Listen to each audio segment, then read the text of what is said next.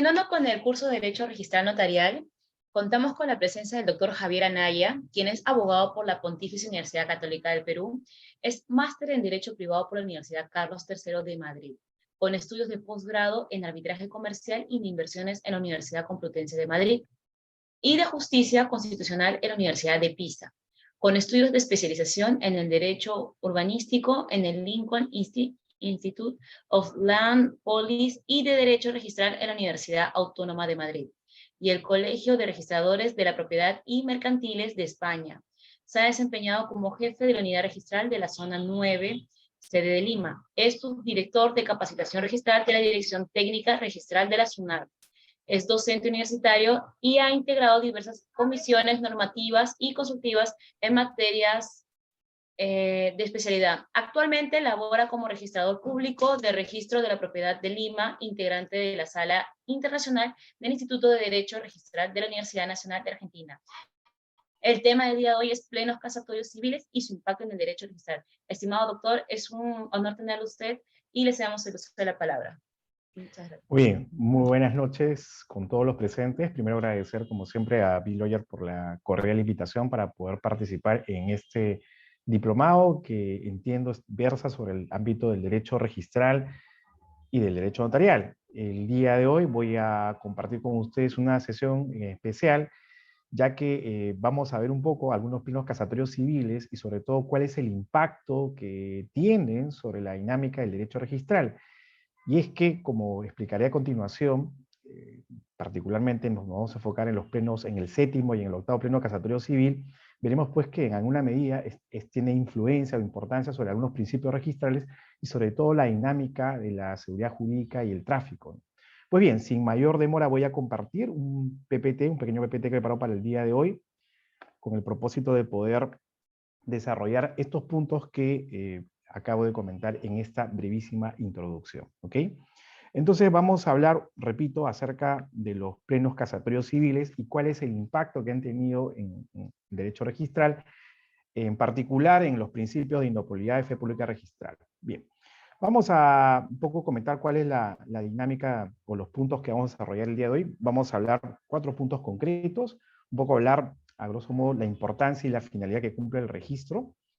En segundo lugar, me voy a referir a las problemáticas que se han abordado tanto en el séptimo como en el octavo pleno casatorio civil, para luego, en tercer lugar, hablar un poco acerca de cuál es la posición que ha tenido finalmente la Corte Suprema en estos plenos casatorios, y en particular, saber cuáles son las reglas precedentes que se han aprobado en estos plenos casatorios, para luego un poco entrar al análisis de los que son los principios de inoponibilidad y fe pública registral, ¿ok? Bien, entonces vamos a empezar a desarrollar cada uno de estos puntos y vamos a empezar con el primero de ellos, cuál es la importancia y la finalidad que tiene el registro, ¿no? Como bien explicaba el profesor Pau Pedrón, para poder entablar cualquier relación jurídica patrimonial se necesita tener un cierto grado de certeza sobre determinados presupuestos de la contratación. Para que ustedes me entiendan mejor, esta idea es, si usted va a comprar un inmueble, va a adquirir un bien, necesita saber quién es el vendedor, quién es el propietario, ¿no? Si es que el vendedor actúa a través de un representante, saber si las facultades están vigentes o no. Si es que, por ejemplo, usted quiere comprar un inmueble y usted advierte que el inmueble tiene algún tipo de afectación, verificar si hay o no alguna carga, es un bien realengo, hay algún tipo de gravamen, una hipoteca, etcétera, ¿no? En fin, también saber datos sobre la descripción física del predio. Hay muchísima información que nos interesa en el ámbito de la contratación inmobiliaria respecto a los detalles, aspectos de titularidad o aspectos físicos de un inmueble. Y justamente el propósito del registro, como bien explica el profesor Pau Pedrón, es justamente eso, tratar de facilitar el conocimiento de las situaciones jurídicas. Y como bien señala el propio Pau Pedrón, el Estado, para satisfacer esa necesidad de certidumbre, organiza esta información a través de la publicidad registral, ya que a través de la publicidad registral usted ya no tiene que hacer averiguaciones que quizás sean innecesarias si es que el registro le proporciona esa información. Le dice quién es el propietario, le dice cuál es la situación jurídica del inmueble, si el inmueble es realengo o no lo es, si hay copropiedad, si hay subdivisión, partición, etcétera, etcétera. Lo que hace el Estado a través del registro público, a través de la publicidad, es justamente hacer públicos estos datos, cuyos conocimientos son de vital importancia para poder entablar con seguridad cualquier relación jurídica patrimonial, ¿correcto?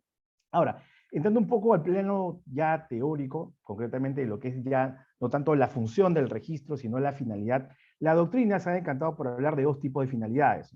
Digamos que una finalidad inmediata de todo registro jurídico es producir publicidad, ¿no? Una vez que usted logra inscribir algo en el registro público, obtiene los beneficios derivados de la publicidad registral, ¿no? Es decir, la publicidad de inoponibilidad, la publicidad de legitimación, el efecto de la fe pública, el efecto del conocimiento general, de legitimación registral, etc., ¿no? Entonces, esta es, para mi modo de ver, es la finalidad inmediata, es la que usted obtiene una vez que logra inscribir un acto o un derecho en el registro público. Pero también tiene una finalidad inmediata, que es justamente producir seguridad jurídica, ¿no? Ya que permite garantizar nuestros derechos. En el sentido siguiente, nos defiende de cualquier tipo de adquisición que se pueda realizar, es decir, que se esquemee el consentimiento, y permite consolidar las transmisiones por realizarse. Esta breve, digamos, explicación, en palabras del profesor Víctor Ehrenberg, no hace sino hacer esta clásica distinción entre lo que sería la seguridad estática y la seguridad dinámica, ¿no? El tema de la seguridad estática y la seguridad dinámica se podría explicar de esta forma, ¿no? Mientras que la seguridad estática exige que ninguna modificación ni perjuicio patrimonial de un derecho subjetivo se produzca si es que no existe de por medio el consentimiento del titular registral. Esto es, nadie puede disponer de su patrimonio, de su inmueble, de su bien, en tanto usted no autorice, no preste su consentimiento, en tanto usted es el titular registral. De ahí el término de seguridad estática. Ninguna modificación, ningún cambio, mutación jurídico, registral puede producirse que usted no interviene, no autoriza, ¿no? La seguridad dinámica apunta más bien a exigir que ninguna persona adquirente de un derecho a la luz de lo que el registro publicita vea luego ineficaz su adquisición. Esto es, aquí lo que se busca proteger con esta seguridad dinámica es la seguridad del tráfico. Aquí lo que se tutela, y esto es importante para efecto de lo que voy a hablar más adelante, es la confianza depositada que tiene usted en el registro. Si hemos dicho que la finalidad del registro es, o la función del registro es reducir el margen de incertidumbre, el margen del desconocimiento de cierta información que para usted es relevante para poder integrar una relación jurídica patrimonial y poder contratar, ¿no? En esa medida usted confía en la información que le proporciona el registro, en esa medida se permite tutelar, garantizar la seguridad del tráfico, ¿ok? Muy bien. Ahora, ¿por qué es importante inscribir? Y esto siempre lo planteo como una pregunta, digamos, de introducción a los temas que voy a hablar en este caso, los plenos casatorios, porque es necesario poder identificar cuáles son las ventajas que te ofrece el registro. Y esto lo digo ¿por qué? Porque todos sabemos que el registro no es obligatorio, ¿no? No estamos en un sistema constitutivo registral donde la inscripción es obligatoria. Justamente tenemos un sistema consensual de transferencia de propiedad inmobiliaria que, si bien es cierto, conforme vamos a ver más adelante, hay determinadas reglas que se apoyan en el registro público, no es obligatorio inscribir. Sin embargo, ¿por qué la gente necesita el registro público? Y es justo estas algunas de las ventajas o razones que justifican la importancia de la inscripción, ¿no? Pese a los altos costos que puede suponer desde el punto de vista de la formalidad, porque quieran o no, y ustedes lo han visto a lo largo de todo este curso, que el registro es una dinámica absolutamente formal y que tiene costos, ¿no? Costos de acceso al registro, costos de formalidad. Pero en fin, ese tema lo podremos hablar en otro momento. Pero veamos ahora cuáles son estas ventajas y razones que justifican la necesidad de poder inscribir un derecho, ¿no? La primera, sin duda, es que permite la conocibilidad de las situaciones jurídicas que logran acceder al registro. Lo hemos comentado. La razón de ser, la finalidad, digamos, inmediata es que una vez que yo logro inscribir, hay una presunción de que todos conocen el contenido de la inscripción. Nadie puede alegar este desconocimiento. Yo no sabía que usted era propietario, yo no sabía que había una afectación. Basta que usted inscriba un acto, un derecho, una situación jurídica en el registro para que exista esa presunción de que todos conocen el contenido del escrito. Y esto es importante, ¿no? Porque reduce de manera gravitante los costos de transacción al momento de poder adquirir una transferencia de propiedad inmobiliaria, ¿ok? Lo segundo, que también está conectado con la dinámica de los hechos reales, es que por efecto del registro se logra obtener una verdadera, una oponibilidad, digamos, material del derecho real de propiedad. Ojo con lo que voy a decir. No es que un derecho real de propiedad no sea oponible, por supuesto que lo es, por definición, por naturaleza, ¿no? Todos lo sabemos eso de los cursos reales que hemos llevado, ¿no? Sin embargo, a partir de la inscripción registral es que los derechos reales de propiedad logran alcanzar ese verdadero grado de oponibilidad, es decir, salen de ese alcance estrictamente negocial, ¿no? Producto del contrato de transferencia de propiedad, por el cual usted adquiere la propiedad, ¿no? Y a partir del registro logran alcanzar ese verdadero grado de oponibilidad. Esto por efecto no solo de la conocibilidad, sino porque hay una serie de principios que permiten garantizar la fuerza, la eficacia que tiene el registro.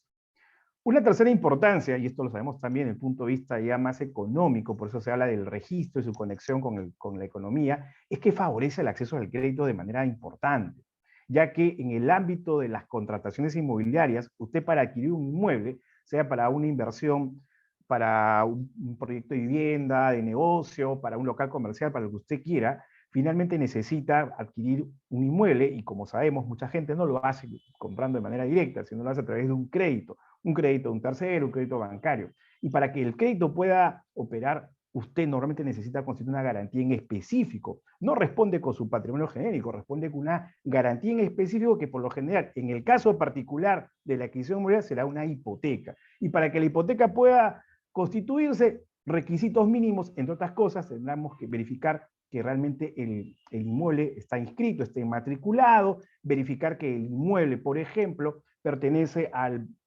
vendedor, es el titular registral. Y de esa forma se convierte un bien en un activo generador de capital, por efecto justamente de la inscripción registral del inmueble.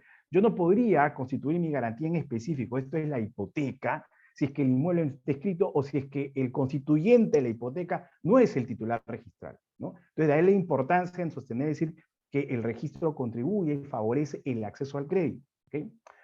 Otro aspecto importante, que es el que me interesa para lo que vamos a discutir ahora más adelante, es que el registro coadyuva a la seguridad jurídica en la medida que logra mitigar ciertos riesgos que pueden haber en toda contratación inmobiliaria. Ojo con lo que voy a decir, digo mitiga riesgos porque no los elimina por completo, ¿no? El registro no convalida actos nulos, el registro legitima, el registro tiene efectos importantes, pero no termina convalidando un acto que, por esencia, adolezca de un vicio, a una patología que pueda generar la nulidad. De ahí que usted pueda luego judicialmente o a través de un laudo arbitral poder enervar los efectos de una inscripción registral, pero sí contribuye a la seguridad jurídica, porque hay una serie de reglas que ahora veremos que permiten establecer justamente la seguridad jurídica. Y por último, no menos importante también, por efecto del registro público, se logra poder dirimir algunos conflictos de oponibilidad de derechos, ¿no? Y esto es algo que, para efecto de lo que vamos a ver, me interesa poder conversar con usted. ¿Y esto por qué? Porque si bien tenemos un sistema consensual de transmisión inmobiliaria, donde no es obligatorio la inscripción registral para poder transferir válidamente la propiedad inmobiliaria, no es por tanto un requisito de validez, lo cierto es que en el sistema consensual hay una serie de dificultades o problemas que se van suscitando, ¿no? Por ejemplo, la famosa doble venta, por ejemplo, el supuesto que evoca el artículo 2014 del Código Civil, ¿no? Cuando la adquisición anterior adolece de algún vicio de nulidad, ¿no? Entonces, todas estas situaciones o estos conflictos de titularidad, en algunos casos, se han solucionado con reglas que establece la inscripción, ¿no? Esto, el caso particular del artículo 2022, primer párrafo, el caso particular del principio de pública registral, el caso del artículo 1135, que regula la famosa concurrencia de acreedores. Si se fijan bien, en cada uno de estos supuestos que establece el Código Civil, se establece como un criterio de solución a un conflicto de oponibilidad la inscripción registral, cuando se indica que entre un conflicto de oponibilidad entre dos derechos será preferido aquel que logre inscribir primero. Fíjense la importancia que se le da a la inscripción. La prioridad en la inscripción, aquel que logra inscribir primero podrá oponer su derecho y será preferido en un eventual conflicto de oponibilidad. Entonces, en conclusión, preliminar de esta primera parte de esta exposición, caemos en la cuenta de que si bien no es obligatorio inscribir, hay varias razones por las cuales es importante la inscripción registral, ¿correcto? Muy bien. Ahora, también cabe mencionar que si bien la Constitución Política no nos habla en ningún dispositivo constitucional del registro público como tal, no vamos a encontrar ningún dispositivo que nos hable del registro, no hay por tanto una base constitucional. Sin embargo, el tribunal ha venido desarrollando el reconocimiento, digamos, casi implícito del principio de seguridad jurídica, ¿no? Y existen ya varias sentencias o pronunciamientos del tribunal en los que de manera quizás indirecta se destaca la importancia que cumple el registro de la propiedad, el registro jurídico. Fíjense esta breve referencia a esta sentencia del tribunal, ¿no? Para el pleno desarrollo del derecho de propiedad en los términos que nuestra Constitución lo reconoce y promueve, no es suficiente, dice el Tribunal Constitucional, saberse titular del mismo, por una cuestión de simple convicción, sino que es imprescindible poder oponer la titularidad de dicho derecho frente a terceros y tener la oportunidad de generar, a partir de la seguridad jurídica que la oportunidad otorga, las consecuencias económicas que ello importa. Y es así que el tribunal reconoce, ¿no? Dice que es necesario que el Estado cree las garantías que permitan institucionalizar el derecho. Y luego dice el tribunal, es la inscripción del derecho de propiedad en un registro público el medio a través del cual el derecho trasciende su condición actual. Es decir, sale, repito, de ese alcance estrictamente negocial, contractual, y trasciende por efecto del registro, ¿no? Entonces, esta es una sentencia de tantas en las que el tribunal destaca la importancia que tiene justamente la inscripción registral de los derechos y en particular del derecho de propiedad, ¿correcto? Muy bien, ahora sí, habiendo ya hecho esta breve referencia a la importancia, a la función que cumple el registro, a las ventajas que ofrece, vamos pues ahora sí a conversar acerca de los plenos casatorios civiles, del séptimo y el octavo pleno casatorio civil. Recordemos que un pleno casatorio civil busca, a través de esta suerte de pleno de vocales de la Corte Suprema, ¿no? Tratar de establecer a partir de esa función nomofilática y uniformadora que busca un pleno casatorio, tratar de establecer un criterio interpretativo uniforme de las reglas o las normas que establece la legislación, ¿no? Y justamente en el caso particular que nos convoca, el séptimo y el octavo pleno casatorio civil van a discutir temas importantes sobre interpretación de reglas del Código Civil que están en alguna medida conectadas con el registro. Y es esto de lo que vamos a conversar justo en este momento, ¿ok? Pero para ello vamos un poco a recordar cuáles son las problemáticas que se han planteado en cada uno de estos plenos casatorios, ¿no? Vamos a empezar en orden, vamos a empezar con el séptimo pleno casatorio civil y plantearemos cuál es, digamos, la discusión o cuál ha sido la problemática que se intentó resolver en este séptimo pleno casatorio civil, ¿no? Y esto tiene que ver con los efectos derivados, fíjense, de la transmisión inmobiliaria no inscrita anterior al embargo. El supuesto específico es muy concreto, ¿eh?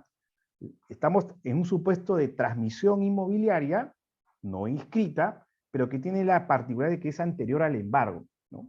Y este supuesto concreto plantea un conflicto entre el derecho de propiedad no inscrito y el derecho de crédito con una anotación de embargo, ¿no? Vamos un poco a graficar más o menos cuáles son el supuesto planteado aquí en el séptimo pleno casatorio civil para un poco entender de qué va esta problemática, ¿ok? Vamos a ver aquí en la presente diapositiva el tema en cuestión, ¿no? Repito, estamos en un supuesto particular en el que lo que se va a suscitar es una transmisión anterior al embargo, ¿no? Recordemos que el embargo puede producir efectos dependiendo si la transmisión inmobiliaria es anterior o es posterior. El supuesto específico al que plantea el séptimo pleno casatorio se refiere al caso particular de la transmisión anterior al embargo, ¿no? ¿Y qué problemas se generan respecto a la transmisión anterior? Justamente una discusión respecto al tema de la preferencia y la oponibilidad, ¿no? Esto es, aquí lo que se discute un poco es saber quién tiene justamente la preferencia del derecho, ¿no? Imaginemos el siguiente supuesto para entender con mayor detalle de qué trata el problema en cuestión que busca tratar de responder, resolver el pleno casatorio que estamos comentando, ¿no? Este es el caso en el que se produce un contrato, una obligación de mutuo, ¿no? Donde por medio hay un deudor y hay un acreedor, ¿no? Hay una relación obligatoria, ¿no? Y con el detalle en particular de que el acreedor no constituye una garantía en específico, como podría ser una hipoteca, una fianza, un aval, para poder garantizar la obligación de crédito, ¿no? Este es el típico caso o ejemplo en el que usted tiene una tarjeta de crédito o celebra un contrato de préstamo y le da un crédito al contado, ¿no? Sin ningún tipo de garantía, ¿no? ¿Qué ocurre después? Lo que ocurre es que el deudor incumple, no paga con la obligación debida, y en ese momento se produce, sin lugar a dudas, un proceso judicial en el que se demanda por un caso de obligación de la suma de dinero, ¿no? Ahora, un dato importante es que el deudor, si bien no ha constituido ninguna garantía en específico a favor del acreedor, tiene un inmueble, ¿no? Tiene una propiedad inmobiliaria a su favor, que además está inscrita en los registros públicos, ¿okay? ¿Qué ocurre después? ¿No? Y eso es importante tenerlo en cuenta, ¿no? Repito, el deudor tiene un inmueble a su favor, ¿no? Está inscrito en registros públicos, incumple con pagar, estamos en la etapa en la que el acreedor decide demandar, y lo que va a producirse en ese momento es la famosa búsqueda o localización de bienes del deudor para intentar poder, en alguna medida, asegurar el proceso, ¿no? Tratando de promover o instalar algún tipo de afectación judicial, como podría ser el caso de un embargo, ¿no? Entonces, el acreedor advierte que el deudor tiene un inmueble a su nombre, entonces, teniendo una obligación de por medio, va a intentar afectar ese inmueble a través de un embargo, ¿no? Pero el detalle es que el deudor que incumplió, que tiene la propiedad inmobiliaria a su nombre, inscrita en los registros públicos, además, transfiere la propiedad a un tercero, ¿no? A un tercero que además, como vemos en el caso particular, no inscribe su derecho de propiedad, ¿no? Entonces, al no inscribir su derecho de propiedad, aquí surge el primer problema, ¿no? Ya que el embargo logra anotarse en el registro público correspondiente. ¿Y esto por qué? Porque, repito, el deudor sigue figurando en el registro como propietario, y aunque el inmueble salga de su esfera patrimonial porque lo ha transferido a un tercero, este tercero aún no lo ha inscrito en los registros públicos, ¿no? Entonces, estamos frente a un conflicto entre un propietario que no inscribió, ¿no? Y un acreedor anotante que va, a través del embargo, a hacer efectivo el cobro de su crédito, ¿no? Este es el problema que se genera, ¿no? Y claro está, lo que tenemos aquí, a partir de lo que se comenta en esta diapositiva, es el conflicto que tendría que presentar este propietario. ¿Qué va a hacer? Pues el propietario no inscrito, a efectos de evitar que el embargo pueda ser efectivo sobre un inmueble, va a plantear un proceso de tercería de dominio, ¿no? Como sabemos, es una incidencia procesal que lo que va a buscar es justamente desafectar la traba del embargo, ¿no? En el sentido de que va a evitar que el embargo pueda ser efectivo y poder con la ejecución del embargo, afectar su derecho de propiedad. Entonces, aquí estamos claramente, ya creo que el conflicto es mucho más evidente, entre un propietario no inscrito que promueve una tercería de dominio para conservar su propiedad, y del otro lado tenemos a un acreedor embargante, ¿no? Que logró anotar en el registro público un embargo, ¿no? Embargo que se anotó bien porque el inmueble sigue figurando a nombre del deudor, ¿no? Y lo que va a pretender este acreedor ejecutante es conservar su garantía, es decir, hacer que el embargo sea efectivo, de modo que si en el proceso principal de obligación de suma de dinero se le da la razón y en efecto hay que pagar la deuda, el embargo le va a permitir hacer efectivo el cobro de su crédito, ¿no? Entonces aquí estamos frente a un problema de oponibilidad entre derecho de propiedad del tercerista, del propietario no inscrito, y el derecho de crédito del acreedor anotante del embargo. Esta es la dinámica. Y como sabemos, este problema planteó una serie de posiciones a nivel de la doctrina a favor o en contra de estas dos partes en conflicto, ¿no? A modo de síntesis, porque en realidad hablar de los plenos con profundo detalle sobre cada punto argumentado no nos daría el tiempo para poder discutir, pero a modo de resumen podemos decir los siguientes argumentos, ¿no? Los que estaban a favor de la propiedad no inscrita sostenían, entre otras cosas, los siguientes argumentos. Por ejemplo, nadie debe responder con sus bienes propios por deudas ajenas, lo cual es absolutamente razonable, ¿no? Si usted adquiere un inmueble, ¿no? Claro, no lo inscribe, porque no es obligatorio inscribir, conforme acabamos de decir, el sistema de transferencia consensual, donde no es obligatorio la inscripción registral. Entonces, ¿usted por qué tendría que responder con su inmueble que usted ha adquirido una deuda ajena de un tercero? ¿Okay? Otro argumento que se planteó es que la propiedad, siendo un derecho como tal, es un derecho de oponibilidad erga omnes, oponible a todos, y que además goza de protección constitucional. Este fue un argumento muy interesante que se planteó a nivel del debate, ¿no? Y por otro lado, no menos cierto, porque parte del análisis fue determinar si este problema, este conflicto de oponibilidad de derechos entre el propietario y el acreedor, podría solucionarse a partir de aplicar algunos principios registrales, ¿no?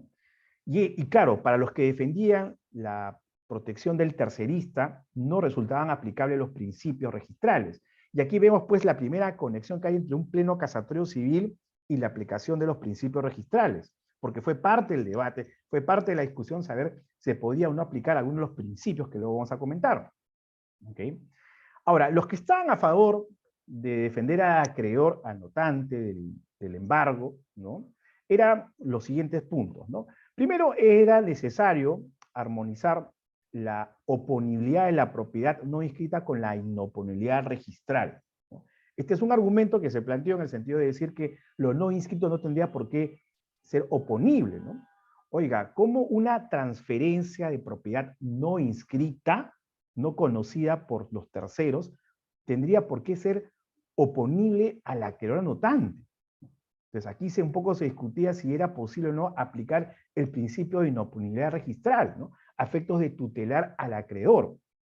Otro argumento, no tanto jurídico, pero quizás económico, es que el querer proteger al tercerista supondría, en buena cuenta, generar incentivos para que los acreedores ya no otorguen crédito, ¿no? Ya que verán, pues, un negocio más riesgoso, ¿no? El prestar a alguien bajo el argumento de que podría luego, en el caso que incumpla la deuda, sacar bienes de su patrimonio, con el propósito de que un eventual embargo no sea jamás efectivo. Y con esto, como decían algunos, se podría encarecer el crédito, ¿no? Lo que implicaría que la tasa de interés pueda ser mucho más alta, ¿no? Dado que el riesgo es mayor, ¿no? Es un argumento económico que se planteó a favor de la tutela del acreedor. Y otro argumento también fue el hecho de que detrás de todo esto en realidad hay un incentivo perverso, hasta un abuso del derecho que promueve tercerías fraudulentas, ¿no? Es decir, que en realidad el deudor saca el bien de su patrimonio con el único propósito de no querer responder por sus deudas. Y a través de un acto de connivencia, a través de la búsqueda de un eventual testaferro, hace una transferencia de dominio, pero que es un tipo de venta simulada, ¿no? En realidad es una tercería fraudulenta, donde realmente el propietario, el no inscrito, no es propietario, ¿no? Se ha puesto de acuerdo con el deudor para sacar el bien de su patrimonio. Entonces, otro argumento es, si tutelamos al propietario no inscrito, estamos incentivando las tercerías fraudulentas, ¿no? Esto es un poco lo que se planteó, a grosso modo, como argumentos centrales respecto a las ambas posiciones, ¿ok? Muy bien. Veamos ahora, nos desconectamos del séptimo pleno casatorio civil y pasamos ahora a hablar del octavo pleno casatorio civil. Nuevamente, planteamos la pregunta: ¿cuál ha sido la problemática que se intentó resolver en el octavo pleno casatorio civil, ¿no? Y esto tiene que ver con determinar cuáles son los efectos derivados de la disposición unilateral de un bien social inmobiliario. Repito, estamos en el caso particular en el que estamos frente a un bien social, pero solo uno de los cónyuges dispone de dicho bien, sin el consentimiento del otro. Es una disposición unilateral de un bien social inmobiliario. ¿Ok? Y aquí, claro, entra a tallar una regla importante, que es el artículo 315 del Código Civil, que regula cuál es el tratamiento que se le da a los bienes sociales, ¿no? Ahora, Como estamos en un supuesto de transmisión de dominio, donde va a haber alguien que adquiera un inmueble que es un bien social, ¿no? Se va a generar claramente un conflicto entre el derecho de propiedad del cónyuge preterido y el derecho de propiedad del adquirente o del tercero registral. ¿Okay? Este es el conflicto de derechos de propiedad o conflicto de oponibilidad que se plantea a partir de un acto de disposición unilateral de un bien social, ¿no?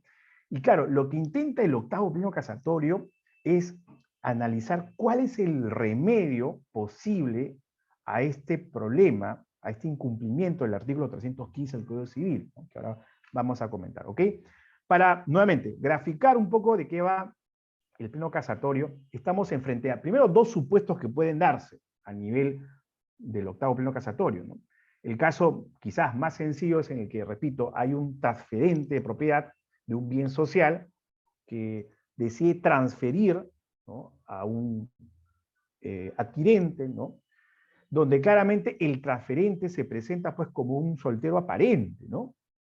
No evidencia pues que está casado o casada, ¿no? El adquirente, entendemos que actuando de buena fe, piensa que es un bien propio cuando en realidad es un bien social, ¿no? No obstante, no lo es, ¿no? Es un bien social y además el cónyuge no interviene. Y frente a esa situación, de ese acto jurídico de transmisión de dominio, cabe preguntarse si ese acto es ineficaz, es nulo o es anulable. Y es justamente eso lo que intenta el octavo pleno casatorio tratar de dilucidar, ¿no? Saber cuál es el remedio que se puede plantear frente a esta situación. Otro posible escenario que también se podría presentar en el octavo pleno casatorio es el siguiente, ¿no? El esquema es el mismo, similar, es decir, hay un transferente de propiedad de un bien social, hay un adquirente que compra la propiedad o adquiere la propiedad de un cónyuge perdón, de un soltero aparente, pero que en realidad es un cónyuge, ¿no? No interviene el cónyuge, pero además este lo transfiere a un tercero, ¿ok? Lo transfiere a un tercero. Entonces, aquí estamos en un supuesto distinto, ¿no? Donde hay un tercero, que será un tercero registral, como haremos después, que adquiere la propiedad de una persona que le adquirió a su vez, cuya transferencia además está viciada, porque, repito, no interviene el cónyuge, ¿no? Y esto también genera un problema, sin duda, de oponibilidad entre este tercer adquirente, ¿no?, y el cónyuge no interviniente, que no prestó su consentimiento. ¿Ok? Muy bien. Entonces, la pregunta que en esta cosa sería la siguiente: ¿cuáles son las consecuencias del efecto arrastre de la patología contractual anterior respecto de la adquisición del tercero? Como ustedes ya se dan cuenta, si ustedes ven el esquema en completo, podrán advertir que estaríamos aquí entrando al supuesto del principio de fe pública registral, ¿no? Es el caso típico donde hay un tercero que adquiere de alguien, ¿no?, y cuya transferencia anterior adolece de una patología. Y aquí la pregunta es si esa nulidad le alcanza o no al tercero, ¿no? Si el efecto arrastre de las nulidades termina enervando la adquisición del tercero. Entonces veremos si es que aquí o no, en este caso se aplica el principio de fe pública registral, ¿no? Muy bien. Ok, entonces ya hemos un poco comentado acerca de cuál es la problemática que se discute en el séptimo pleno casatorio y cuál es la problemática que se discute en el octavo pleno casatorio civil, ¿ok?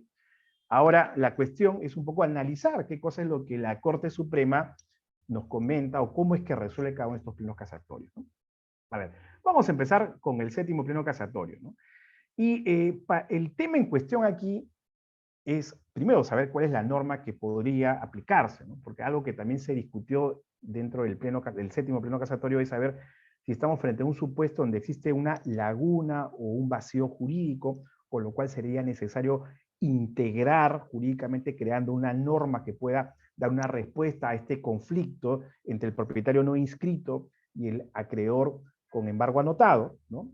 Pero la Corte Suprema termina concluyendo que aquí no estamos frente a un problema de vacío o laguna del derecho, por lo tanto no hay que integrar nada, sino más bien estamos frente a un problema de interpretación jurídica, ya que la Corte Suprema llega a la conclusión que la norma por aplicar sería el segundo párrafo del artículo 2022 del Código Civil, que establece que si se trata de derechos de diferente naturaleza, se aplican las disposiciones del derecho común.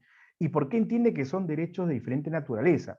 Porque estamos frente al derecho de propiedad no inscrito versus el derecho de crédito con anotación de embargo. Entonces, la propiedad, derecho real; el crédito, derecho obligacional o derecho personal. Entonces, la Corte Suprema razona y dice, ah, caramba, este es un conflicto entre derechos de distinta naturaleza, entonces aplicamos el derecho común. Y claro, la gran pregunta es, ¿qué cosa es el derecho común? Y es un poco lo que hace la Corte Suprema en este pleno casatorio, tratar de dar un sentido, una interpretación a este segundo párrafo del artículo 2022 del Código Civil. Un primer aspecto que me gustaría comentar, que no puedo dejar de mencionarlo, que me parece absolutamente relevante, y es que, si bien es cierto, se planteó como un argumento a favor del propietario no inscrito el hecho de que la propiedad es un derecho constitucional, en cambio el embargo o el crédito no lo es, aquí el tribunal hace una presión importante, ¿no?, que acoge una tesis doctrinaria que creo que ha sido ya explicada en algún momento, creo que fue el doctor Mejorada quien lo sostuvo, o el doctor Avendaño también, y es el hecho de entender, fíjense, que la protección constitucional también alcanza al crédito, ya que el crédito es un tipo de bien, ¿no? Y siendo el bien un bien parte del patrimonio de alguien, entonces, ¿por qué no entender, ¿no?, que el derecho de propiedad también alcanza a los bienes inmateriales, como es el caso del crédito? Entonces, bajo esa lógica, la protección constitucional pregonada no solo alcanzaría el derecho de propiedad real, sino también al derecho de propiedad que yo pueda tener sobre un crédito, que en este caso, pues, repito, es un bien inmaterial, ¿no? Entonces, la protección constitucional no puede ser un argumento único para apoyar al propietario no inscrito, sino es un argumento que se aplicaría a ambos derechos en conflicto, ¿ok?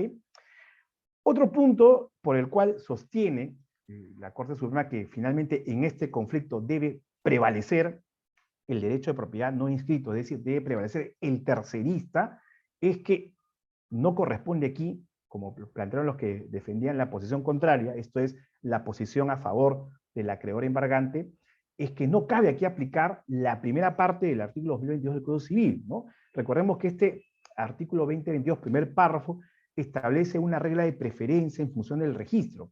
Cuando hay un conflicto de derechos reales, ¿no?, dice claramente la norma, para poner derechos reales sobre inmuebles a quienes también tienen derechos reales sobre los mismos, es preciso que el hecho que se opone esté inscrito con anterioridad al de aquel a quien se opone. En otras palabras, si hay un conflicto entre derechos reales, prevalece aquel que logra inscribir primero.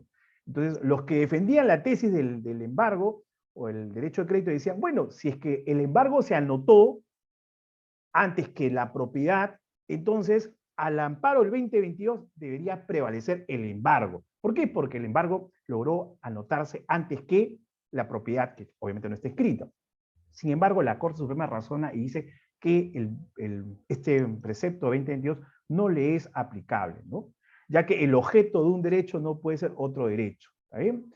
Luego, y aquí vamos a ver esto con más detenimiento, dice la Corte Suprema que se inaplican todos los criterios registrales, ¿no? Acá no hay ninguna laguna jurídica, el legislador lo que ha hecho en realidad no ha hecho ninguna remisión directa a la normativa registral, ¿no? Por tanto, no cabe aquí aplicar ningún principio registral. Luego vamos a comentar este tema en breve, ¿ok? Y finalmente, aquí viene la interpretación de la Corte Suprema, llega a la siguiente conclusión de por qué debe prevalecer el derecho de propiedad no inscrito. Lo que propone la Corte Suprema en este pleno casatorio es que debe interpretarse este segundo párrafo del artículo 2022 del Código Civil, que establece que en caso de conflicto entre derechos de distinta naturaleza deben aplicarse el derecho común, debe interpretarse este precepto de manera sistemática, concordante con el artículo 949 del Código Civil, que regula esta regla de que la sola obligación nacional transmite la propiedad, y el artículo 1219, numeral 1 del Código Civil, en el sentido que entiende la Corte Suprema que de acuerdo con este último precepto no se puede afectar, no se puede embargar bienes ajenos, ¿no? Entonces, haciendo la interpretación sistemática, el solo consenso y el hecho que un acreedor no puede embargar bienes ajenos, bajo la lógica no menos cierta de que nadie tiene por qué responder por deudas ajenas, es que la Corte Suprema termina inclinándose a favor de la posición del tercerista, es decir, prevalece el derecho de propiedad no inscrito. ¿Correcto? Muy bien. Acá están las reglas planteadas, ¿no? En este precedente, en el caso del séptimo pleno casatorio, la regla sustantiva es la siguiente: en los procesos de tercería de propiedad que involucren bienes inscritos, debe considerarse de conformidad con lo dispuesto en la segunda parte del artículo 2022, en concordancia con el 949 y 1219, inciso 1 del mismo cuerpo legal, ¿no? De modo tal que, concluye la Corte Suprema, el derecho de propiedad del tercerista es oponible al derecho del acreedor embargante.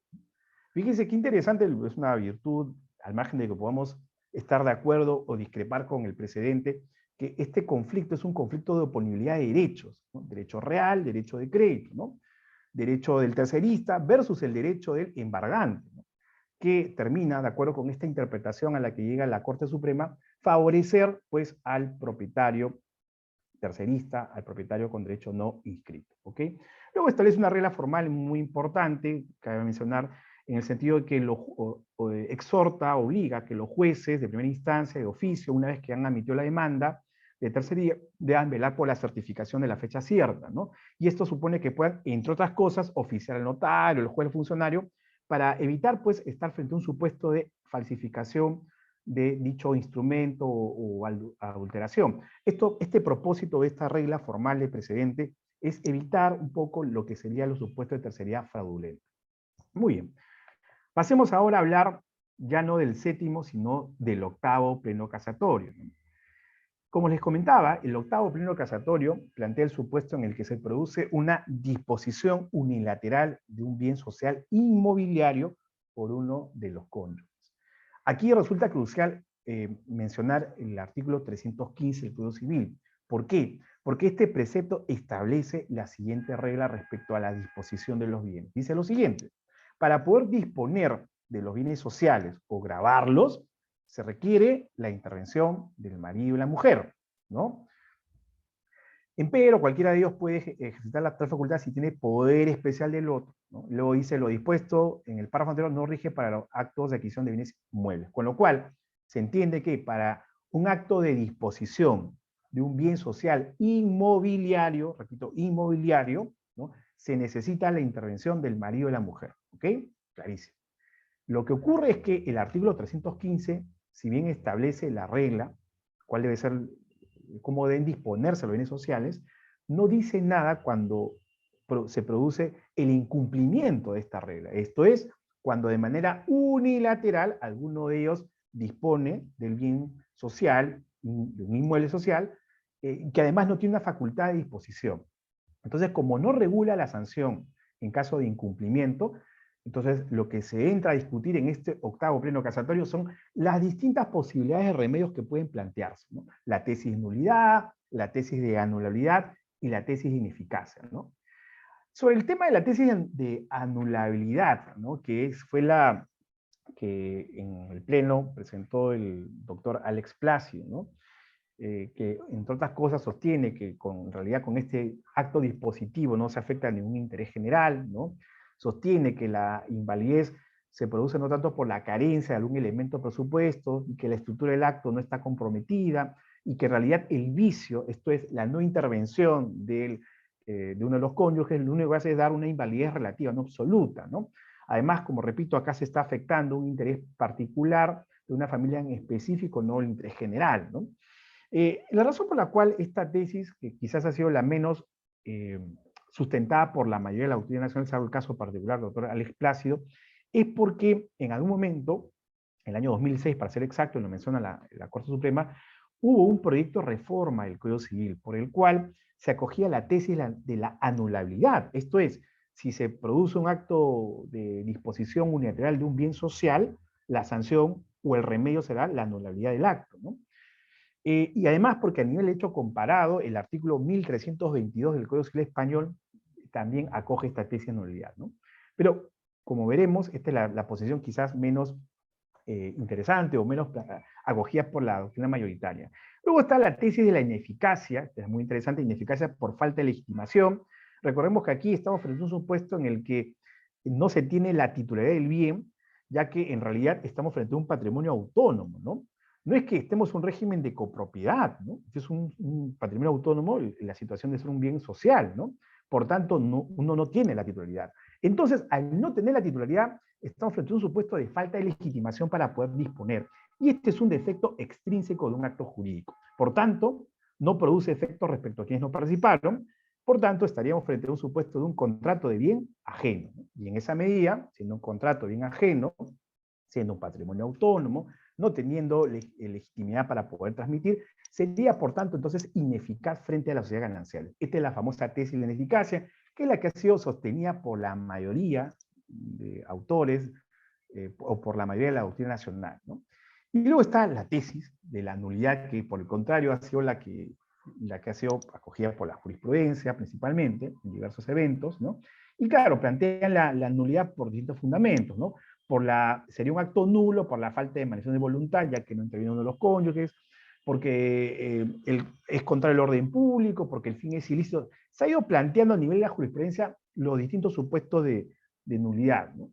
Y bueno, haciendo una breve comparación entre ambas tesis, una breve explicación además, la tesis que se impone, como sabemos, es la tesis de la nulidad, ¿no? Y aquí vamos un poco a comentar rápidamente, por cuestión de tiempo, cuáles son las reglas vinculantes a las que arriba este octavo pleno casatorio, ¿no? Hay cosas que en verdad no están conectadas con el ámbito registral, pero igual las voy a mencionar, que son las reglas precedentes aprobadas en los literales A, B, C y D, ¿no? La primera es en el sentido de decir que la propiedad es un derecho humano, dice la Corte Suprema. Se desestima cualquier conducta o artificio con la que se pretenda desconocer este derecho, afectando derechos penales de uno de los cónyuges. La pregunta, ¿era necesario? Bueno, decir que la propiedad es un derecho humano para decir que es un precedente, yo creo que eso es algo que ya está hasta reconocido en múltiples sentencias del Tribunal Constitucional. Además, por otro lado, decir que es un derecho humano no significa que el adquirente de ese inmueble, de ese bien social, no tenga también un derecho de propiedad en discusión. Recordemos que esto también es un problema de oponibilidad. Entonces, no sé qué tanto, particularmente creo yo, tendría sentido hablar de que la propiedad es un hecho humano, más aún porque la propiedad se da en ambos escenarios, ¿no? La propiedad de las sociedades gananciales, como también el adquirente, ¿no? Luego está otro precedente que sí ha sido bastante discutido para algunos, que es el siguiente, ¿no? Las reglas de copropiedad se aplican de manera supletoria cuando se trata de disposición indebida de derechos inherentes de la sociedad conyugal, ¿no? Y este es un tema bastante interesante por discutir, ya que para muchos la Corte Suprema aquí, sinceramente, ha cometido un error en el sentido de confundir el concepto de copropiedad con el concepto de patrimonio autónomo, que es típico de una sociedad de gananciales, ¿no? Además, y esto sí hay que mencionar, no falta razón, aquí no había una adecuada, por no decir una debida motivación en este extremo. Establece este precedente de aplicación supletoria, pero no dice por qué se tiene que aplicar. Y salvo el doctor Martín Mejorada, que considera que más bien esto es una pauta interpretativa, la mayoría critica esta suerte de aplicar de manera extensiva las reglas de copropiedad a la situación de los bienes de la sociedad conyugal, ¿no? Luego hay otras reglas que también son bastante evidentes, la regla de propiedad no ampara el abuso del derecho, o la necesidad de la actuación conjunta, ¿no? La necesidad de la representación de acuerdo con el artículo 315 del Código Civil, ¿ok? Pero quizás lo más importante es lo que viene a continuación, para efecto de lo que estamos conversando, y son justamente los precedentes contenidos en los literales E, F y G, ¿no? Que regulan ya en concreto cuál es el tipo de remedio que se aplica para el caso de la disposición unilateral de un bien social. Primero hay que entender lo siguiente. Aquí lo que hace la Corte Suprema es distinguir dos posibles escenarios. Uno en el que, por ejemplo, se contenga poder de representación y otro en el que no se tenga representación. Es decir, en el primer caso estamos en el supuesto en el que el esposo o la esposa le otorga un poder de representación al otro cónyuge para que éste pueda actuar conforme al poder. Pero resulta que se ha producido el acto de transmisión excediendo ese poder especial. Es decir, estamos frente a un acto ultra vires. Por tanto, en ese caso particular en el que se produce una disposición unilateral de un bien social, a pesar de que tenga un poder de representación, pero se excede de este poder, para la Corte Suprema, en este supuesto particular, la sanción o remedio será la ineficacia, ¿no? O sea, el acto es válido, pero es ineficaz, ¿no? De acuerdo con lo que establece el artículo 161 del Código Civil, ¿no? En cambio, si es que el acto de transmisión de dominio unilateral de este bien social se produce sin ningún tipo de poder de representación, este es el supuesto en el que dispone el bien como si estuviese soltero o soltera, ¿no? En ese caso, donde claramente el artículo 315 establece y exige la intervención de ambos cónyuges, siendo para la Corte Suprema esta exigencia un elemento constitutivo necesario para la validez de ese acto jurídico, entonces se decanta finalmente por la tesis de la nulidad, ¿no? Dice, este acto es inválido y por tanto es un acto además nulo en aplicación sistemática del artículo 209.18 y el artículo 5 del título preliminar, ¿no? Sin perjuicio, claro está reconocer que cualquiera de los cónyuges puede plantear la reivindicación del bien, ¿no? Que pertenece a los bienes gananciales, ¿no? Incluso para algunos es la reivindicación, en realidad el remedio que se logra obtener como consecuencia de este octavo pleno casatorio, ¿ok? Muy bien. Ahora sí, ya para cerrar, un poco hablaremos, había viendo un poco comentado cuáles son las problemáticas que se han discutido en el séptimo y en el octavo pleno casatorio, y habiendo también comentado cuál ha sido la respuesta o la solución a la que ha arribado la Corte Suprema en cada uno de estos plenos casatorios, vamos a ahora analizar cómo es el impacto que tiene estas sentencias en el campo del derecho registral, principalmente en la aplicación de los principios registrales, y en particular el principio de inoponibilidad y de fe pública registral, ¿no? Que son dos principios importantes que se discuten en alguna medida en estos plenos casatorios, ¿ok? Muy bien. Vamos a primero a hablar un poco acerca del séptimo pleno casatorio, y vamos a retomar el tema de esta idea de que no se aplican los principios registrales a la acreona notante, ¿no? Era correcto lo que nos decía la Corte Suprema, no correspondía aplicar, por ejemplo, el principio de prioridad, y aquí habría que mencionar lo siguiente, ¿no?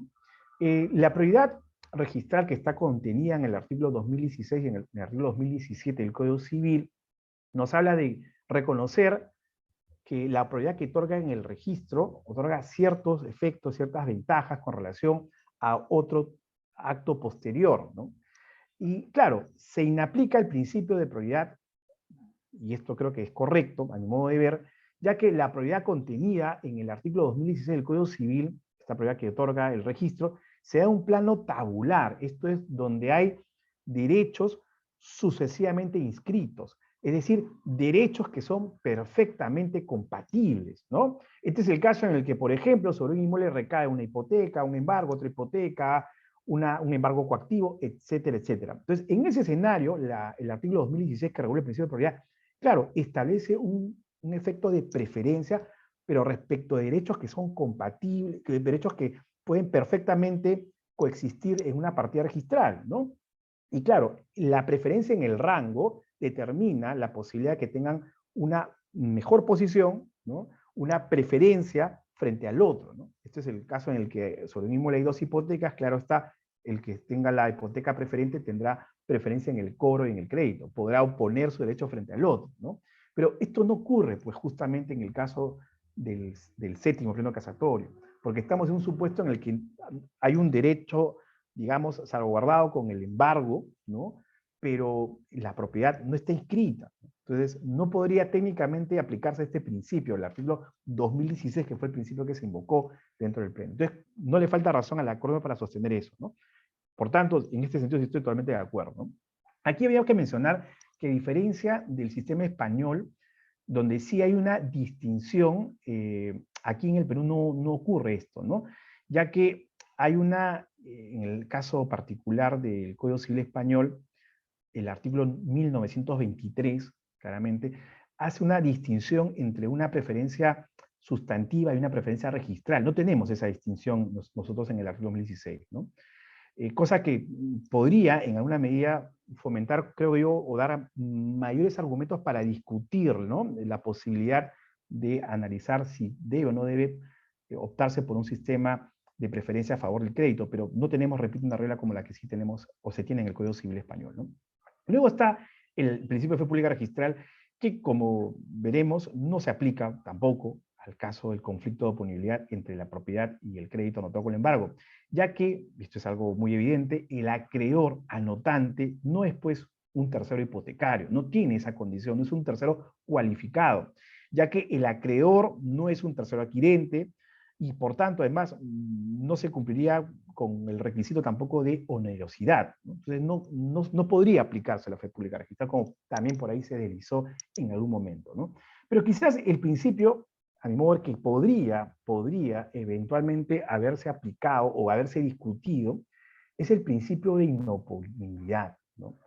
Y lo menciono porque, porque este principio de inoponibilidad, si estuviese regulado de una manera mucho más sustancial y mucho más clara en nuestro ordenamiento, podría dar otro enfoque, otra solución al problema. Incluso podría, dependiendo de cómo esté regulado, dar la posibilidad de que ya no sea el propietario, el tercerista, el que sea finalmente el vencedor en este conflicto, sino más bien el acreedor, ¿no? Pero, claro, ¿qué cosa es este principio de inoponibilidad? Este principio nos dice en sencillo que lo no inscrito es inoponible a lo inscrito. Si la propiedad no está inscrita, esta propiedad no inscrita es inoponible a lo que está inscrito. Es inoponible al embargo anotado. Por tanto, el acreedor anotante, bajo la tutela de la apariencia jurídica que proporciona el registro de la propiedad, podría invocar a su favor la inoponibilidad de la adquisición anterior que no esté inscrita. Esto que estoy acá mencionando es una cita textual del profesor José Bustos Puech, ¿no? Quien, uno de los pocos autores españoles que en este conflicto del séptimo pleno casatorio, discutido también, no a nivel de pleno obviamente, pero sí en la doctrina española, se decanta por sostener, ¿no?, que debería tutelarse más bien a la anotante por aplicación del principio de inoponibilidad registral, ¿no? Claro, que el principio de inoponibilidad sí está regulado en el Código Civil, en la ley hipotecaria, y tiene un correlato con el Código Civil español, pero en el caso peruano no tenemos una regla así, ¿no? ¿Ok? La explicación es la siguiente, ¿no? Dice, al carecer el acto no inscrito, o sea, la propiedad no inscrita, al carecer de conocibilidad legal que proporciona el registro público, los terceros no podrían verse perjudicados por los efectos que irradian. Claro, oiga, ¿cómo usted me va a oponer un derecho de irradiable propiedad que yo no conocía? Porque no estaba inscrito, ¿no? ¿Cómo me va a oponer? O sea, yo como acreedor fui diligente, busqué en el registro y vi que el deudor era propietario de un inmueble. Por eso es que decidí afectar ese inmueble y no otro, o no otro bien, ¿no? Porque según el registro, él era el propietario. ¿Yo cómo iba a saber de que ya lo había transferido? ¿Por qué me va a oponer algo que no esté inscrito? Ese es un poco el planteamiento, ¿no? Aplicando justamente el principio de inoponibilidad de lo no inscrito, podríamos, repito, tener un argumento adicional para tutelar y proteger al acreedor anotante. ¿Ok? Ahora, si entramos un poco más al tema de fondo, y lo paso rápidamente por cuestión de tiempo, si revisamos otros sistemas, como puede ser el caso francés o italiano, veremos que ahí la respuesta ha sido totalmente distinta, ¿no? Y claro, aquí hay que tener en común algo importante, ¿no? Y esto es un poco más complejo de pronto de poder discutir, analizar, ya que en el caso de francés e italiano estamos primero, frente a sistemas consensuales, ¿no? En el caso del sistema francés, recordemos que el sistema es el mero consentimiento, ¿no?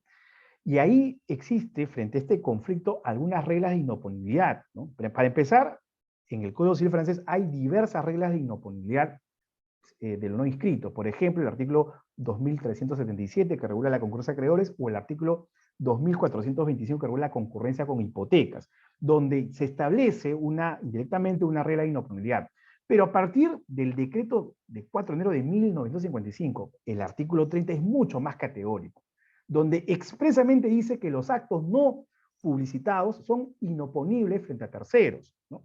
Entonces, claro está, en el caso del sistema francés, según la normativa, se decanta por prevalecer al acreedor embargante. En cambio, en el sistema italiano hay también otra regla muy interesante, también estamos frente a un sistema consensual. Tenemos, por ejemplo, el caso del artículo 2914, numeral 1, que ha sido también sustentado por algunos autores a favor del crédito la tesis del acreedor, en la que también se reconoce una regla específica a favor del acreedor ejecutante, ¿no? Donde digamos, la afectación anterior al pignoramento no tiene por qué afectar, ¿no? Entonces, en conclusión, en el sistema italiano con el francés, para hacer un poco más resumido este tema, se decantan por tutelar y proteger al acreedor embargante, ¿no? En otras palabras, se protege el derecho del crédito por efecto de la inoponibilidad. Pero ¿cuál es la particularidad en ambos sistemas, ¿no? Que hay reglas específicas contenidas en su normativa en las que se han decantado el legislador por proteger al acreedor embargante. Ahora, ¿por qué mencionar estos sistemas? Porque, claro, tienen en común el sistema consensual, el sistema de transmisión inmobiliaria, ¿no? Similar, claro, con los matices que corresponden a los sistemas de transmisión que tenemos aquí en el Código Civil peruano. Ahora, en el sistema español la cosa es mucho más interesante, porque la doctrina mayoritaria, salvo algunos autores, se decantan por proteger al tercerista de propiedad, ¿no? Aunque, claro está, hay diversas normas y diversas reglas contenidas en la ley hipotecaria, como es el principio de inoponibilidad, contenido en el artículo 32 de la hipotecaria, o otras que están contenidas en el Código Civil, ¿no? En 1923 o 1927, que haciendo alguna interpretación, un poco de malabarismo jurídico, para algunos autores, García, Bustos Pueche, que acabo de citar, para ellos también podría protegerse al acreedor embargante. Pero es la tesis minoritaria en España. La tesis mayoritaria es a favor de la tutela del propietario no inscrito. Es decir, prevalecería el tercerista en un eventual conflicto con un acreedor. ¿Okay? Y bien, en el caso peruano, en el caso nuestro, hablando de este principio de inoponibilidad registral, aquí habría que señalar lo siguiente, pues, ¿no? Para empezar, este principio de inoponibilidad no está regulado en los términos que está en el artículo 32 de la ley hipotecaria española, no le está regulado. Es un principio de modo bastante necesario contenerlo, pero está ausente, ¿no? Ahora, eso no significa que el principio no esté reconocido. Hay alguna jurisprudencia del Tribunal Registral, por ejemplo, esta resolución, en la que el tribunal entiende que a partir de lo dispuesto en el artículo 2022, 2034 y 2038 del Código Civil, se podría sostener la existencia de este principio, ¿no? Dice, dicho principio se deduce la interpretación conjunta de ambas normas, ¿no? Y puede enunciarse como la imposibilidad de quien no haya inscrito su título para fundar en dicho título no inscrito algún derecho o pretensión dirigido contra el subadquirente, ¿no? Es un reconocimiento a este principio de inoponibilidad. Pero hay una regla particular en el reglamento de publicidad que sí reconoce de manera casi similar al artículo 32 de la hipotecaria, este principio de inoponibilidad. Me refiero al caso del artículo 5, literal B, que regula justamente los efectos de la inoponibilidad. Y sostiene lo siguiente este reglamento. Dice, los actos o derechos no inscritos ni anotados en el registro no afectan ni perjudican al tercero que inscribió su derecho en el registro. El reglamento de publicidad que aprobó la SUNAR recoge esta regla que está contenida en el artículo 32 de la hipotecaria española, en el sentido de reconocer de manera expresa el principio de inoponibilidad registral. Pero esta regla que estoy señalando no ha sido discutida en el pleno casatorio, por razones que ustedes claro entenderán. Es una norma, es un reglamento, ¿no? Es una norma de inferior jerarquía, no cabía la discusión, pero está ahí, está este principio polulando en materia registral, ¿no? En conclusión, para ya cerrar este tema, a la pregunta si era o no posible aplicar el principio de inoponibilidad, considero que tampoco era posible aplicar este principio, ¿no? Ya que, como acabamos de ver, el principio de inoponibilidad no está regulado, ¿no? De manera ni siquiera general en nuestro Código Civil o una ley. Está regulado en el reglamento, pero no tiene la fuerza o la eficacia que tiene una normativa, ¿no? El reglamento, por tanto, no es vinculante, ¿no? Y aunque se pueda, digamos, desprender, ¿no?, de estos artículos que acabamos de señalar, 2022, 2024, 2038 del Código Civil, esta regla de inoponibilidad, faltaría una regla específica, quizás como sí la tiene en el Código Civil italiano o, el Código Civil, o la normativa francesa, ¿no?, donde sí hay una regla concreta, específica, que resuelve este conflicto. ¿Ok? Muy bien. Ahora analicemos el caso del octavo pleno casatorio civil, ya para ir cerrando este tema, ¿ok? Solo para recordar algo rápido, ustedes esto ya lo deben haber visto en los principios registrales, me refiero al caso particular del principio de fe pública registral, ya sabemos que este principio lo que busca tutelar es la confianza depositada de los trabajadores en el registro, ¿no? De manera tal que permite que el adquirente pueda mantener su adquisición inatacable de cualquier tipo de patología de una transmisión anterior, ¿no? Este principio es de suma importancia porque permite que usted pueda, sobre la base de la información que le pone el registro, mantener su adquisición inatacable y protegida, ¿no? Y atenúa, pues, las desventajas que tiene el principio de transmisión consensual. Ahora, sin embargo, para que usted pueda ser un tercero registral cualificado y protegido por el principio de fe registral, tiene que cumplir con ciertos requisitos, ¿no? Tiene que adquirir un titular registral, tiene que adquirir un título oneroso, para ciertos sectores de doctrina, además, su título de adquisición tiene que ser válido, tiene que además inscribir en el registro público y sobre todo, es el elemento clave, usted tiene que tener buena fe para poder adquirir, ¿no? Si usted cumple todos estos requisitos, podrá ser protegido por este principio de pública registral, que además debemos señalar que a partir de la modificación que se hizo con la ley 30.313 y el proceso de inconstitucionalidad que se planteó en algún momento contra esta norma y también la modificación que se hizo el 2014, sabemos que el Tribunal Constitucional, en una sentencia, ha declarado constitucional dicha modificación del artículo 2014 del Código Civil, con lo cual está validando, ¿no? La existencia de este principio registral muy importante. Ahora, vayamos ahora sí al octavo pleno casatorio para ya cerrar esta exposición, ¿no? A ver, en cuanto al octavo pleno casatorio, debemos decir lo siguiente. Hemos dicho que el octavo pleno casatorio se decanta por la tesis de la nulidad. ¿Okay? Descarta la tesis de la nulidad, descarta la tesis de la ineficacia. ¿Correcto? Ya. Ahora, la Corte Suprema en este octavo pleno casatorio dice algo muy interesante respecto al tercero registral. Se decanta por la protección del tercero registral, ¿no? Y esto cito textualmente lo que dice la Corte Suprema. Dice lo siguiente, ¿no? Siendo ello así, resulta que el artículo 315 del Código Civil debe ser interpretado, dice la Corte Suprema, apreciando la conexión externa de las sociedades gananciales y, por tanto, tomando en consideración las reglas del tráfico. Repito, tomando en consideración las reglas del tráfico.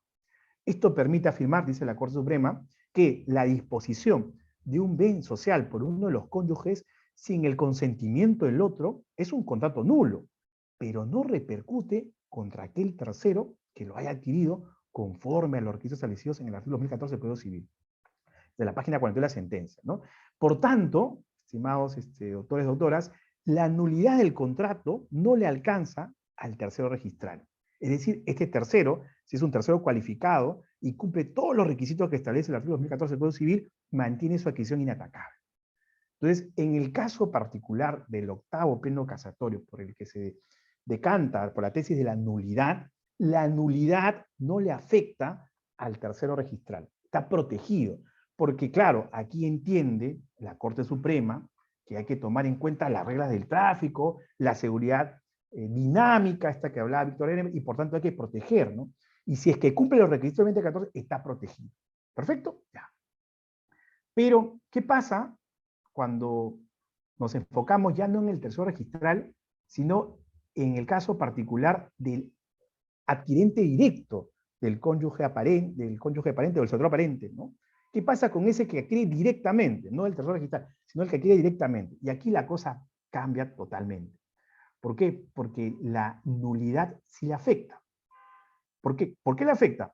Porque la consecuencia de la aclaración de la nulidad de ese acto adquisitivo acarrea varias consecuencias. Entre otras, por ejemplo, la pérdida de la propiedad, ya que al ser un acto nulo, el bien tiene que regresar al patrimonio de las sociedades gananciales. Se pierde la propiedad, ¿no? Otra consecuencia importante es que si es que se pactó algún remedio en el contractual que tutele el crédito en el contrato de transmisión, pues por efecto de la nulidad no se puede actuar ningún de estos remedios. Por tanto, el adquirente de buena fe no puede en ningún caso actuar los remedios que están establecidos en el contrato, ¿no? O supletoriamente por la ley es el caso, ¿no? Justamente por efecto de la nulidad. Y también, otro aspecto importante, como dice Forna Manco, es que como consecuencia de la nulidad no se resarce el interés positivo. Es decir, podría pedir jurisdiccionalmente que se le indemnice por la afectación del interés negativo, pero no respecto al interés positivo, ¿no? Simplemente lo pierde, ¿no? Entonces, en otras palabras, el adquirente, en el caso del adquirente directo, ¿no? De una persona que aparenta ser soltera cuando en realidad no lo es, ¿no? Por efecto de la nulidad, pues pierde la adquisición. Y aquí, como ustedes comprenderán, y esta es un poco la conclusión a la que quisiera arribar respecto a este tema, y es que la Corte Suprema, en el caso particular del octavo pleno casatorio, ¿no? Solo se enfoca en el caso, o protege al tercero registral, siempre que éste cumpla los requisitos que establece el artículo 2014 del Código Civil, pero no propiamente en el adquirente directo, ¿no? Ese que contrata con el cónyuge aparentemente soltero, porque a este sí le alcanza los efectos de la nulidad. Repito, pierde la propiedad, no puede aplicar los remedios contractuales que estableció su contrato, es el caso, tampoco puede actuar los remedios que la ley puede establecer de manera supletoria, no puede resarcir el interés positivo, etcétera, etcétera, ¿no? Y esto es algo bien particular, porque como acabamos de ver, fíjense lo que dice la Corte Suprema, página 41, ¿no? Recordemos. La Corte dice lo siguiente, para nuestro ordenamiento, fíjense lo que dice la Corte Suprema, para nuestro ordenamiento jurídico, quien contrata confiando en la información registral no puede ser perjudicado. Página 41. Luego dice en la página 41 lo siguiente, la norma de orden público que obliga a la participación de los dos cónyuges en la disposición de bienes cede frente a la seguridad del tráfico, pues el adquirente no podía saber que dicha norma era aplicable. Página 45. ¿No? Claro, estos argumentos que yo he citado son para proteger al tercero registral, ¿no? Pero la pregunta me parece pertinente. ¿La confianza depositada en el registro no se pregona también sobre el adquirente directo, ese que contrata directamente con el cónyuge aparentemente soltero? Es decir, ¿la seguridad del tráfico no le alcanza también a ese adquirente? Entonces, ¿por qué la Corte Suprema sí hace esa distinción para el tercero registral, ¿no? ¿Por qué la Corte Suprema sí dice que la norma de orden público cede frente a la seguridad del tráfico, pero no es acaso también ese adquirente directo también confía en la información que proporciona el registro público? ¿No aparecía en el registro como bien propio? ¿No? Entonces, esta situación, a mi modo de ver, y con esto ya concluyo, para ya cerrar, es que aquí vemos que claramente pues cómo estos plenos casatorios, en alguna medida, tienen un impacto importante en el derecho registral, particularmente en estos principios que son importantes, como son el de inoponibilidad y de fe pública registral, ¿no? Entonces, un poco para ya cerrar, a modo de conclusión, vamos a decir lo siguiente, ¿no? En el caso del séptimo pleno casatorio, a diferencia de otros sistemas como el italiano o el francés, en el caso nuestro, como hemos visto, prevalece la propiedad no inscrita, es decir, prevalece el tercerista, ¿no? Frente al acreedor embargante. ¿Por qué razón? Porque no existe una regla, a mi modo de ver, específica de inoponibilidad a favor del acreedor, no lo hay, ¿no? Y porque, como hemos visto, solo los bienes del deudor y no de un tercero pueden servir para satisfacer el crédito, ¿no? Esa es la conclusión. En el caso del octavo pleno casatorio, se pudo haber tutelado también al cónyuge preterido, a la sociedad conyugal general, con la ineficacia en sentido estricto, como muchos han sostenido. Y creo yo que optar por la tesis de la nulidad ha sido un poco contraproducente desde el punto de vista de restarle fuerza y eficacia al registro, ya que, claro, concluye el octavo que sí se puede proteger al tercero registral en aplicación del principio de pública registral, pero no se protege al adquirente del cónyuge soltero con dominio inscrito. En otras palabras, ¿no? Hubiese sido mejor, ¿no?, optar por la tesis de la ineficacia, porque podría en alguna medida, en la medida que esto sea ratificado, validado por el cónyuge que no intervino, proteger mejor al adquirente, ese que logró contratar directamente, no al tercero, sino que el que confía en el registro igual contrata con ese cliente, pero con la nulidad pues no está protegido, ¿no? Por esa razón, consideramos que las sentencias del séptimo y octavo, pues lo que hacen en buena cuenta es no garantizar la confianza del tercero depositada en el registro. Podría incluso hasta decirse que no se coadyuva a la seguridad del tráfico, ¿no? En otras palabras, tanto el séptimo como el octavo, al optar, ¿no?, por proteger al propietario no inscrito, en el caso del centro casatorio civil, o optar por el remedio de la nulidad, en el caso del octavo pleno casatorio civil, lo que hace en buena cuenta es debilitar el registro, en conclusión. ¿Ok? ¿Por qué? Porque poco sirve, en buena cuenta, la confianza que usted tiene al contratar sobre la base de lo que el registro proporciona. ¿Ok?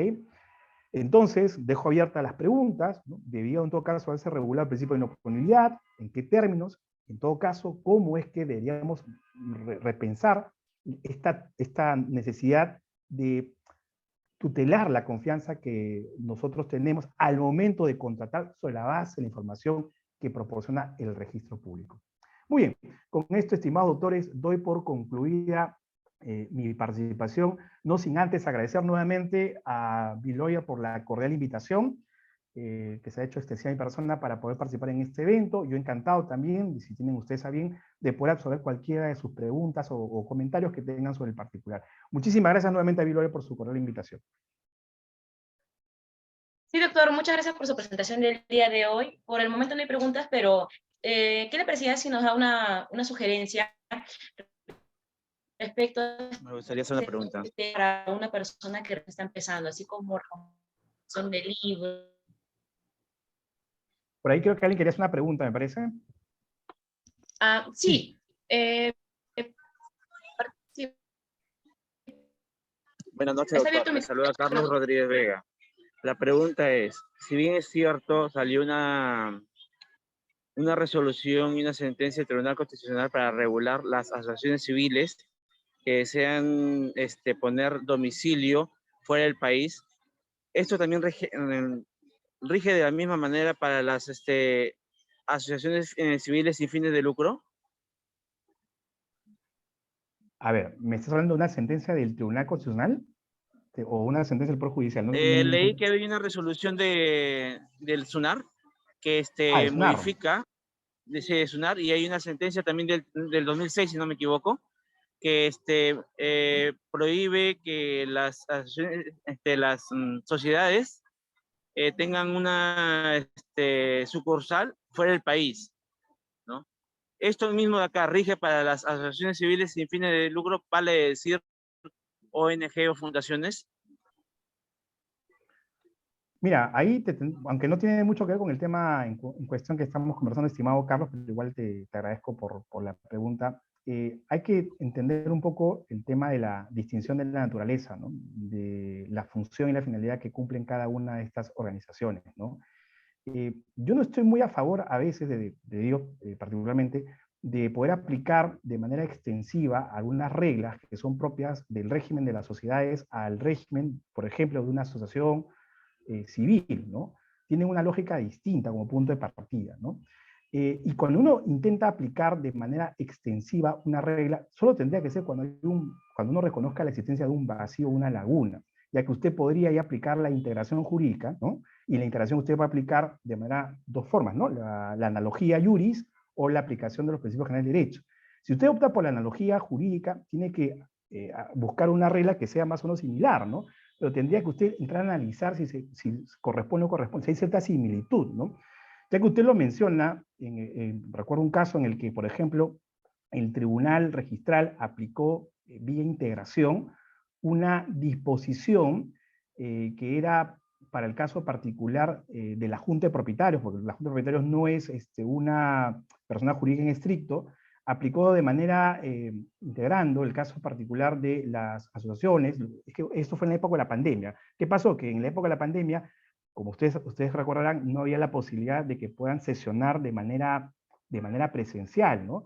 Entonces salió una norma, el Estado sacó una norma que permitió, pese a que no estaba regulado en el estatuto o no estaba regulado en una ley o no hayan pactado la posibilidad de tener sesiones virtuales, se permitió a las sociedades, a las asociaciones y a todas en general poder sesionar de manera virtual, pero no se dijo nada de la Junta de Propietarios, ¿no? En ese caso particular, el tribunal pues hizo una interpretación, advirtió que hay un vacío, una laguna, e hizo la interpretación y aplicó, ¿no? Esta regla. En el caso particular que tú comentas, yo tendría que primero decirte si hay o no hay un vacío, porque por lo que tú me has dicho, el tribunal se ha decantado por no permitir la extensión, ¿no? Entonces, entendería yo que no habría un vacío que justificaría, estimado Carlos, poder aplicar de manera extensiva una norma, vía integración particularmente. No sé si hay, muchísimas, Carlos, no sé si hay otra pregunta.